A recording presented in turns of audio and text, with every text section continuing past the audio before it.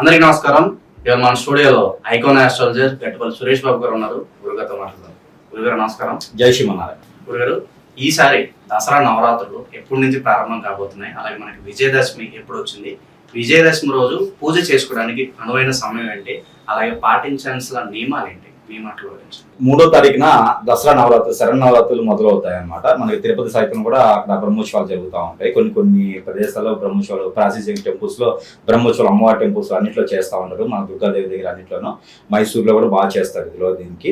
అయితే 3వ తారీఖున మనకి 3వ తారీఖు ఉదయం 4:30 మనకి మొదలవుతుంది అనమాట. అందుకని ఆ రోజు నుంచి మనము దసరాని శరన్నవరాత్రులుగా మొదలు పెట్టుకుంటాం అనమాట. అసలు మనకి ఆ రోజున తిథి అనేది, భాగ్యమి తిథి అనేది అర్ధరాత్రి వస్తుంది, మనకి బ్రాహ్మీ ముహూర్తంలోనే వస్తుంది. కాబట్టి ఆ రోజు నుంచి మనకి 3వ తారీఖు నుంచి, అక్టోబర్ 3వ తారీఖు నుంచి శరన్నవరాత్రులు మొదలయ్యేసి అది 12 రోజుల పాటున 12వ తారీఖున దశమి రోజు వస్తుంది అన్నమాట. శనివారం రోజున, అక్టోబర్ 12వ తారీఖు శనివారం రోజున విజయదశమిగా మనము చేసుకుంటాం జరుగుతా ఉందన్నమాట.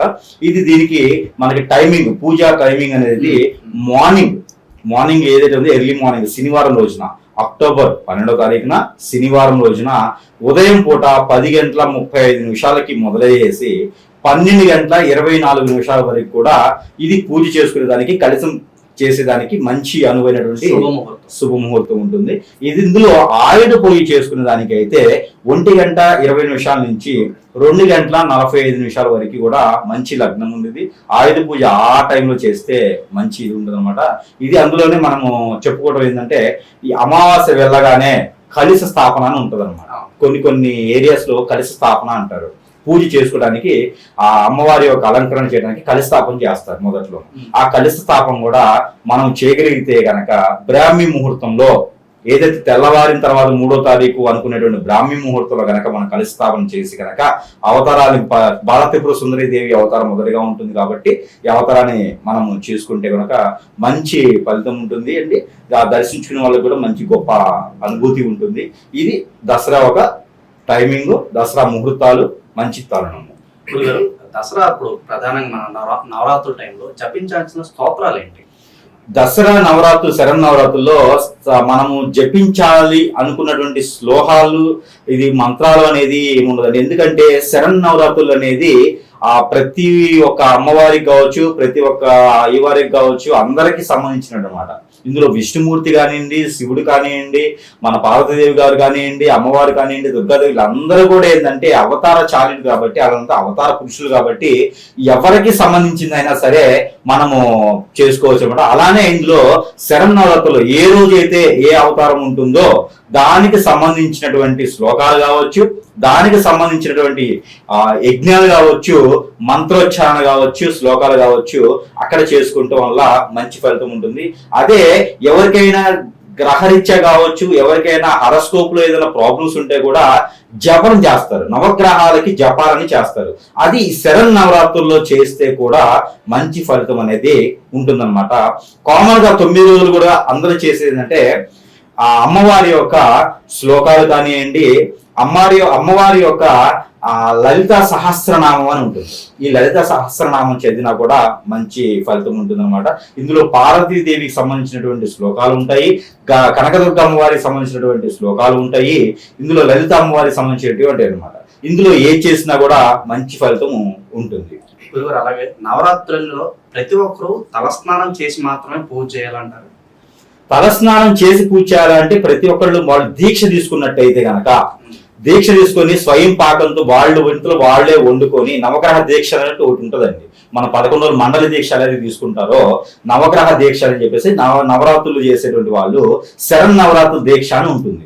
ఆ నవరాత్రుల దీక్ష ఎందుకు చేస్తారంటే, ఏదైనా మంచి పని అనుకున్నా, ఏదైనా ఆరోగ్య సమస్యలు ఉన్నా, ఏదైనా పిల్లల చదువులు ఉన్నా, పెళ్లిళ్ళు కాకపోయినా, ఏదైనా వాళ్ళ కోరికలు తీరాలనుకున్నా, లేదా మొక్కుబడి ఏమైనా ఉన్నా కూడా వాళ్ళు అలాంటి దీక్ష తీసుకునేది ఉంటుంది. అలాంటి దీక్ష తీసుకున్న వారైతే తప్పనిసరిగా స్నానం ఆచరించి చేయాల్సి వస్తుంది. లేదు అనుకుంటే కనుక మామూలుగా అయితే తలస్నానం రోజు చేయాలంటే కూడా ఇబ్బందికరంగా ఉంటుంది కాబట్టి అందరికి అంత సహకరించదు కాబట్టి ఇబ్బంది అయితే ఏమి ఉండదు. మనకి ప్రక్షాళన కోసం ఏంటంటే ప్రతిరోజు కూడా మనకి పసుపు నీళ్ళు కనుక చల్లుకొని పూజ చేసుకుంటే కనుక సరిపోతుంది. దానివల్ల ఇబ్బంది అయితే ఏం లేదండి. ఎవరికి సంబంధించినటువంటి సత్కారం ఉంటుందో, ఎవరికి అనుకూలమైనటువంటిగా ఉంటుందో వాళ్ళు అలా చేసుకుంటే సరిపోతుంది. ఒక్కొక్కళ్ళు ఉపవాసం ఉంటారు, ఈ ఉపవాస దీక్ష కూడా చేస్తూ ఉంటారు. చాలా మందికి ఈ రోజు ఉన్నటువంటి ప్రకారం ఏంటంటే ఉపవాసం ఉన్నారనుకోండి, వాళ్ళకి ఆరోగ్యం సహకరించదు, మళ్ళీ నెక్స్ట్ డే కూడా పూజ చేయాలి కదా. అలాంటప్పుడు వాళ్ళు ఏంటంటే కొన్ని రకాల ఫ్రూట్స్ వాళ్ళు తినేదానికి ఉంటుందన్నమాట. ఇబ్బంది అయితే ఏమీ తీసుకునే అవసరం లేదండి. ఫ్రూట్స్ తీసుకోవచ్చు, పాలు తీసుకోకండి. ఫ్రూట్స్ అయితే మాత్రం తీసుకోవచ్చు. ఫ్రూట్ జ్యూస్, ఐస్ లేకుండా ఫ్రూట్ జ్యూస్ తీసుకోవచ్చు. షుగర్ ఐస్ లేకుండా ఫ్రూట్ జ్యూస్ తీసుకోండి. ఎందుకంటే షుగర్ కల్తీ ఉంటుంది, ఐస్ కల్తీ ఉంటుంది. ఫ్రిడ్జ్ లో అయితే తీసుకోవచ్చు. అవి లేకుండా ఫ్రూట్ జ్యూస్ కానీ ఫ్రూట్స్ కానీ తీసుకుంటూ ఈ ఒక నవగ్రహావృత్తులకి సంబంధించినటువంటి దీక్షలు ఏమైతే ఉన్నాయో అవి తీసుకోవచ్చు. పాదరక్షలు అయితే వాడదు. పాదరక్షలు అయితే ఎవరు వాడొద్దు. మంచం మీద పడుకోవడం కానీ పాదరక్ష వాడటం కానీ చేయకండి. ఆ రోజు స్వయం పాకంతో చేసినటువంటి వస్తువులు తింటే గనక చాలా మంచిది. ఆ దీక్షకి మనము చేసిన వాళ్ళం అవుతాం. నియమాలు అని చెప్తున్నారా మొత్తానికి?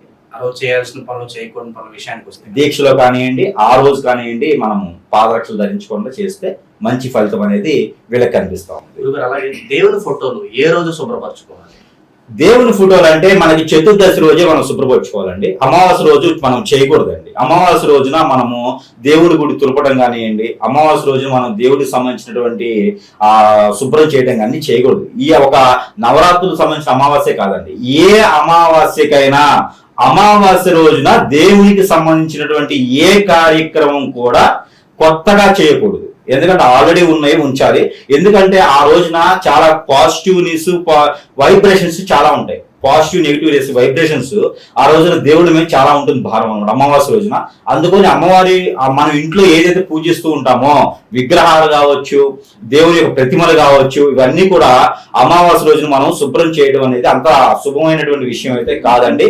అది చాలా నెగిటివ్ అయింది. మనం సంవత్సరం పాటు కష్టపడి పూజ చేసినటువంటి ప్రతిఫలం కూడా అమావాస్య రోజున అవన్నీ శుభ్రం చేయడం ద్వారా ఆ పూజ కాస్త ఫటాపంచలైపోద్ది అనమాట. అందుకని అమావాస్య ముందు రోజున చతుర్దశి రోజు కనుక మనం శుభ్రం చేసుకుంటే అమావాస్య రోజు కూడా మనం పూజ చేసుకునే విధానానికి ఉంటుంది. అందుకని చతుర్దశి రోజున శుభ్రం చేసుకునే విధానం మంచిది.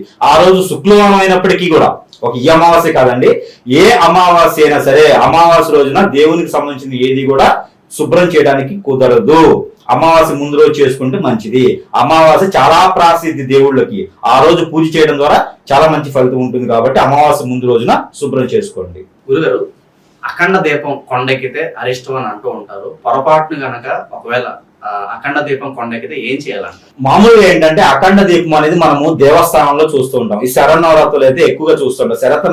నవరాత్రుల్లో అమ్మవారి యొక్క అలంకరణ అయిన తర్వాత ఏదైతే కలశ స్థాపన అన్నాం కదా, ఈ కలశ స్థాపన రోజున అఖండ దీపం అనేది అఖండ జ్యోతి అని అఖండ దీపం అని పెడతారనమాట. ఈ అఖండ దీపం అనేది ఏంటంటే దేవస్థానంలో ఎక్కువ పెడతా ఉంటారు. ఇది ఏంటంటే ఈ మధ్యకాలంలో కొంతమంది ఇళ్లలో కూడా పెడతా ఉన్నారు. దానికి సంబంధించినటువంటి నియమాలు, దానికి సంబంధించినటువంటి అవన్నీ కూడా తెలుసుకొని అఖండ దీపం అన్ని రోజులకు సంబంధించినటువంటిగా ఆ ఒక క్రియలన్నీ కూడా ఏర్పంచుకొని అఖండ దీపం అనేది మనము ఏర్పంచుకోవాలి. అది ఎప్పటికీ కూడా కొండెక్కేలా పెట్టుకోకూడదు. కొండెక్కేలా ఉంటే అలాంటి అసౌకర్యంగా ఉంటే అఖండ దీపం అనేది పెట్టకండి. ఏ రోజుకి ఆ రోజు దీపారాధన చేసుకుంటే కూడా సరిపోతుంది. అది గుడిలో ఎందుకు పెడతారంటే గుడిలో కార్యకలాపాలు ఏమి చేయం కాబట్టి, వంటల వార్పులు ఏమి చేయం కాబట్టి, స్నాన ఆచారాలు ఏమి ఆ గుడి ఆవరణలో చేయం కాబట్టి, గుడికి ఇంటికి వేరే డిఫరెన్స్ ఉంటుంది కాబట్టి గుడిలో అనేది పాజిటివ్నెస్ ఉంటుంది కాబట్టి అఖండ దీపం అక్కడ చేస్తారు. మీరు ఇంట్లో చేయాల్సిన అవసరం అయితే ఏం లేదండి. ఒకవేళ ఎవరైనా మొక్కుబడి ఉండి అఖండ దీపారాధన చేయాలనుకుంటే అలాంటి ఏమైనా ఆ దీపారాధన సంబంధించిన అన్ని కూడా అది కొండెక్కే లేకుండా చూసుకొని అసౌకర్యంగా లేకుండా ఉండి దీపారాధన చేసుకుంటే చాలా ఉత్తమమైన మంచి పని అండి అది. లేదా ఒక లైట్ వేసుకున్నా కూడా సరిపోతుంది. ఈ రోజుల్లో ఆ రోజుల్లో మనకి లైట్లు అవి ఉండవు కాబట్టి అఖండ దీపం అమ్మవారు వెలుగులోనే ఉండాలి అని చెప్పేసి అని ఒక ఆచార ప్రకారంగా అఖండ దీపం పెడతారు తప్పితే అది ఏమి నియమం కాదు, అది ఏమి ఇది కాదమ్మా. ఏ రోజుకి ఆ రోజు పూజ చేసుకున్నప్పుడు దీపారాధన చేసుకుంటే ఫ్రెష్ గా చేసుకోవచ్చు. అవతారం మారుస్తాం కాబట్టి దీపారాధన చేసుకోవచ్చు. అమ్మవారికి కూడా అన్ని తెలుసు, మన సౌకర్యాలన్నీ కూడా. అఖండ దీపం పెట్టాలనుకుంటే ఒకవేళ కనుక నిజంగా అఖండ దీపం పెట్టి ఒకవేళ కొండెక్కితే కూడా ఎలాంటి అశుభం ఉండదు. ఎలాంటి సందర్భాల్లో మన పూజ ఫలించదేమో, మనకి ఇలాంటి ఏమైనా అవుతుందేమో అనే భయం అయితే ఏమీ లేదు. మీరు అలాంటి భయపడాల్సిన అవసరం ఎంతగానో లేదు. అఖండ దీపం అనేది మనం వెలిగించిందే కాబట్టి అది కొండెక్కినా ఏమైపోయినా కూడా ఇబ్బంది అయితే ఏం లేదు, మళ్ళీ వెలిగించుకోండి. అంతమించి వేరే మీరు అధైర్యపడాల్సిన పని అయితే ఏమీ లేదు. అఖండ దీపం కొండెక్కడంలో పోయేది ఇబ్బంది అయితే ఏమీ లేదు. గురుగారు అలాగే మాంసాహారం విషయానికి వస్తే మాంసాహారం ఏ రోజు తినాలంటారు? అలా మాంసాహారం తినాలనే కదా, అలా మాంసాహారం తినబట్టే కదా మన అమ్మవారు ఖండించేసింది. రాక్షసులు సైతం కూడా బలించింది. ఎందుకు అంటే ఆయన అలా చేస్తున్నాడు కాబట్టి రాక్షసులు సైతం బలించింది. మళ్ళీ కూడా మనం అలానే చేస్తా ఉంటే ఎట్లయింది? ఇంకా పూజ చేసుకోవడం ఎందుకు, విధానాలు ఎందుకు తినకూడదు అంటారు? వద్దు. అసలు ఈ శరన్నవరాత్రుల్లో అలాంటి ఆలోచనే రాకూడదు.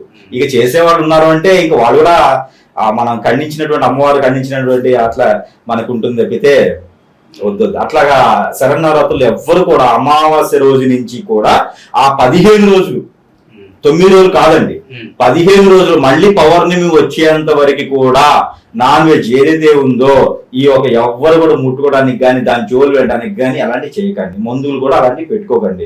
ఇలాంటి శరన్నవరాత్రులకి ఏంటంటే మనకి పవిత్ర పూర్వకంగా మనకి రోడ్ల మీద వాటిలో వీధుల్లో కూడా పెట్టి పందిళ్ళు వేసి కూడా చాలా ఆడంబరాటంగా అమ్మవారికి చేస్తారు కాబట్టి అలాంటివి ఏం చేయకండి. శరన్నవరాత్రుల్లో దసరాకి మాత్రం ఎవరు కూడా నాన్ వెజ్ తినే ప్రయత్నం అయితే చేయకండి. అలానే ఈ యొక్క శరన్నవరాత్రులు మనం ఎలా అయితే మనం భక్తి శ్రద్ధలతో మనం ఆరాధిస్తాం అమ్మవారిని, అదే రకంగా భక్తి శ్రద్ధలతో అమ్మవారి యొక్క కృపా కటాక్షలకి మనం కూడా పాత్రలు అవుతాం అన్నమాట. అలానే మనకి నాన్ వెజ్ తినేవాళ్ళు కానీ ఒక పక్క పూజలు చేస్తూ మరో పక్కన ఈ నాన్ వెజ్ అవి ఇవి చేసే వాళ్ళకి ఎలా అంటే మనిషాసుని మర్దని అని చెప్పేసి అని 10వ రోజు మనం చూపిస్తా ఉన్నాము. ఈ మనిషాసుని మర్దని ఒక అవతారం ఎత్తేసి మనల్ని కూడా మనం కూడా మంచి దారిలో నడిపించడానికి ఆవిడ మళ్ళీ మన మీద ముట్టికాయ వేసే అవకాశాలు ఉన్నాయి. అందుకని చెప్పేసి అని మనం అనుకున్నటువంటి కోరికలు కావచ్చు, మనం అనుకున్నటువంటి కార్యాలు కావచ్చు శుభప్రదంగా ఉండాలి అంటే కనుక పవిత్రంగా చేయండి. ఏదైనా మనం చేయగలిగితే పవిత్రంగా చేయండి. మీరు చేయలేని పక్షంలో అమ్మవారి గుడికి వెళ్ళి దండం పెట్టుకొని అమ్మ నా వల్ల ఇదే అవుతుందని చెప్పేసి అంటే అమ్మవారు మనల్ని ఏమి చూడరు. మంచి దైవంతో ఉంటారు కాబట్టి ఆవిడ మంచి పాజిటివ్ ఉంటారు కాబట్టి ఆవిడ మన మీద కృప చూపిస్తారు కాబట్టి మీరు చేయగలిగితే మాత్రమే మంచి చేయండి. చెడైతే మాత్రం ఎవ్వరు కూడా చేసానికి ఇది ఉండదన్నమాట. మనిషి అశ్విని మధ్యలో అయ్యి మనల్ని బాధిస్తుంది కాబట్టి మీరు ఆ ఒక పని చేయకండి. 15 రోజుల పాటు కూడా, 9 రోజులు కాదు 15 రోజుల పాటు కూడా నాన్ వెజ్ అనేది తినొద్దండి. ఇది ఈ యొక్క అమ్మవారి యొక్క కృపా కటాక్షాలు ప్రతి ఒక్కరి మీద ఉండాలని నేను మనస్ఫూర్తిగా కోరుకుంటూ ఆ ఒక ధనధాన్య అభివృద్ధి కూడా మనందరి మీద ఉండాలని నేను కోరుకుంటూ దసరా నవరాత్రుల గురించి మాకు ఎన్నో విశేషాలు తెలియజేశారు. మా ఆడియన్స్ తరఫున మీకు కూడా దసరా శుభాకాంక్షలు సురేష్ గారు. నమస్కారం.